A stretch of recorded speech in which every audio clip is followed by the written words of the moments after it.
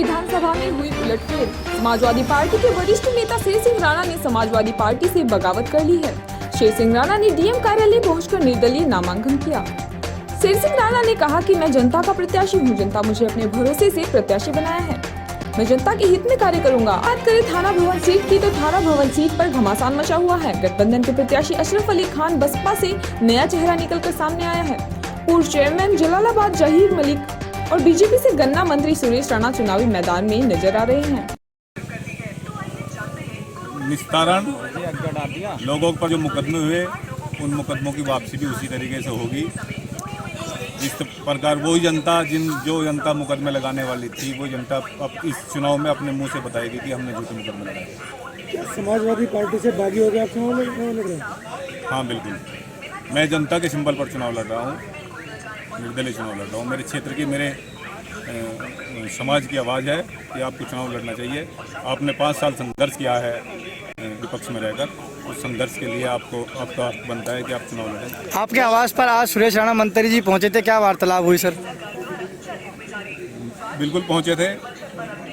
एक प्रत्याशी को जिस प्रकार से चुनाव लड़ने से पहले अपनी फील्डिंग बैठानी चाहिए उसी का वो हिस्सा है। वो मेरे पास गए थे कि मेरा समर्थन कर दो, आप नामांकन नॉमिनेशन ना करो, ऐसा उनका कहना था। लेकिन मुझको सिंबल समाज ने दिया है, मुझको किसी पार्टी का सिंबल नहीं है, तो इसी कारण मैं चुनाव लड़ूंगा। ये कितनी देर वार्ता हुई आपकी और क्या वार्ता हुई? घंटा भर रहे होंगे, घंटा 2 घंटा तक मेरे आवाज़ पर रहे। तो इतनी लंबी वार्ता, मतलब और भी कुछ बात हुई होगी? वो सभी मुद्दे रहे।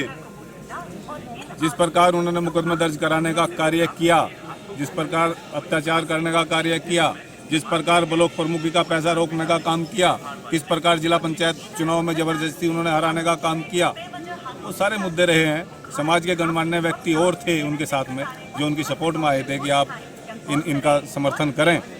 लेकिन मैंने समाजवादी की राजनीति की है, उसकी विपक्ष की राजनीति की है। हर जोर जुर्म के टक्कर पर संघर्ष हमारा नारा है। इस नारे के साथ मैंने 5 साल राजनीति की है और उसी नारे के साथ मैं इस क्षेत्र में रहूँगा और जनता के बीच में रहूँगा। जिनके साथ अत्याचार हुआ है, जिनके साथ जुल्म हुआ है, उन सब की आवाज़ बनने का काम करूँगा थाना भवन विधानसभा से।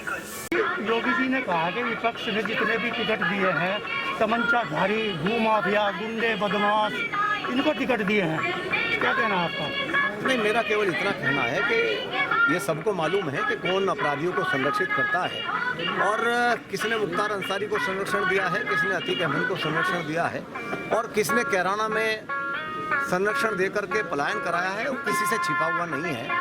और योगी जी की सरकार पारदर्शी सरकार है और उन्होंने कठोर कार्रवाई माफियाओं के खिलाफ की है और उसी का परिणाम है कि आज उत्तर प्रदेश की कानून व्यवस्था देश के अन्य राज्यों के लिए भी रोल मॉडल बनी हुई है। उत्तर प्रदेश की शानदार कानून व्यवस्था है और आज उत्तर प्रदेश की कानून व्यवस्था के कारण ही उत्तर प्रदेश में किसान को, नौजवान को, व्यापारी को न्याय मिला है। उत्तर प्रदेश गति के साथ विकास के रास्ते पर आगे बढ़ रहा है और आज उत्तर प्रदेश 40 आयाम देश के ऐसे है जिनमें देश में नंबर 1 है। आज 25 करोड़ उत्तर प्रदेशवासी ये गौरव महसूस कर रहे हैं कि आदरणीय मोदी जी की प्रेरणा से उत्तर प्रदेश में योगी आदित्यनाथ जैसा मुख्यमंत्री है जिसने अद्भुत विकास किया है और इसीलिए इस चुनाव में भी विकास की बयार चल रही है, उनकी कानून व्यवस्था की बयार चल रही है और बच्चा बच्चा योगी आदित्यनाथ जी के साथ खड़ा। बीजेपी सरकार हिंदू मुस्लिम और योगी जी का ये भी कहना है कि यूपी में 80 और 20 का चुनाव है। नहीं, योगी जी हमेशा कहते हैं 25 करोड़ का उत्तर प्रदेश, 25 करोड़ में सब है ना। सर बकाया मैं अशरफ से जीतता हूँ। रही बात धन बन की, अब से पहले भी मैं चुनाव लड़ रहा, 2006 से चुनाव बराबर लड़ता आ रहा।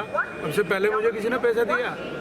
मैं अपने आप में किसान हूँ, गरीब जरूर हूँ, ऐसा नहीं है मैं कि मुझे कोई लड़ा देगा। मेरा क्या मतलब, मैं तो भाई DSP के बहन जी का बहुत वो करता हूँ कि उन्होंने मुझे बुला के टिकट दिया और समीकरण हमारा है, ऐसा कुछ नहीं है। हमारा चुनाव बीजेपी के साथ। मुझे पैसा कौन देगा भाई? पैसा तो मैं जनता के पैसे से चुनाव लड़ूंगा, जनता जब मुझे चंदा देगी उससे चुनाव लड़ा जाएगा। क्या मान रहे थाना भवन से? थाना भवन तो बीजेपी का हमारा चुनाव होगा। आप देख लो जो समीकरण है, वोट का समीकरण है, भाई समीकरण का चुनाव होता है, ऐसा नहीं है। और मैं जमीन से जुड़ा हुआ आदमी हूँ, मैं नया नहीं हूँ राजनीति में। आप अपनी टक्कर किससे मान रहे हैं? थाना भवन बीजेपी से। तो क्या आप उनको मात दे पाएंगे? 100%। कैसी बात कर रहे हैं? आप रिजल्ट देख लेना, 10 तारीख में एक तरफा आती चले। आपके सामने प्रत्याशी अशरफ अली खान है, उनके बारे में क्या समीकरण ये कहेंगे? बताता है कि पहले चुनाव में राव वारिस और अशरफ अली दोनों मुस्लिम थे जी और माननीय मंत्री जी सुरेश राणा हैं, वो बीजेपी से चुनाव जीत गए थे। तो यही समीकरण कैसे जिता पाएगा आपको? अच्छा एक बात तो बताओ, मुस्लिम वही है, हम नहीं है मुस्लिम। 1 लाख वोट, लगभग 1 लाख के आसपास वोट है। और हम जब जनता में जाएंगे, चुनाव तो पिछली बार भी बसपा से हुआ था बीजेपी का, गठबंधन कौन सा बन रहा है जो, ये तो 30 से 40 हज़ार तक भी नहीं गया था दोनों ही कैंडिडेट, चाहे वो सपा हो चाहे लोकदल हो। बताओ, आपको सब पता है हमारा चुनाव बीजेपी से है। अब ये तो अफवाहें हैं, ये बेकार की अफवाहें कर रहे हैं, इनका चुनाव नहीं है, ना चुनाव में जाने नहीं। चुनाव आप हमारा और बीजेपी का होगा, इंशाल्लाह जीत हमारी होगी। आपका कभी भी बीएसपी से ताल्लुक नहीं रहा? नहीं रहा, ऐसा नहीं है। जब मैं चेयरमैन रहा, मैं 5-6 साल बीएसपी में रहा, मैं खूब भी जानता हूँ पार्टी को, नया नहीं हूँ मैं बिल्कुल भी राजनीति में। तो ऐसा क्यों रहा? दल एक बात, चुनाव के टाइम तुम दल बदल जाते हो? नहीं, कहाँ चुनाव के टाइम बदल? चुनाव आया बीएसपी से जो है, भाई मुझे चुनाव लड़ना था, मैं चाह रहा था कि मुझे समाजवादी कैंडिडेट बनाई थी, उन्होंने नहीं बनाया। हर बार सीट लोकदल पर चली जाती है। टिकट कटा तो इसलिए तुम पार्टी छोड़ के गए? तो ये तो स्वाभाविक है, ऐसा नहीं है भाई। जब समाजवादी से हमने अप्लाई कर रखा था, हमें पूछा नहीं गया, हमारे उसका वो हुआ तो हम बीएसपी ज्वाइन कर लिए, उसमें क्या है। अब बीएसपी मजबूत है, ऐसा नहीं है। पहले भी चुनाव, जो पिछला चुनाव गया बीएसपी के साथ चुनाव हुआ था सुरेश राणा, मात्र 10-11 हज़ार का जो भी अंतर रहा होगा, उससे हार हुई थी। इंशाल्लाह अब की बार हम जीते हैं।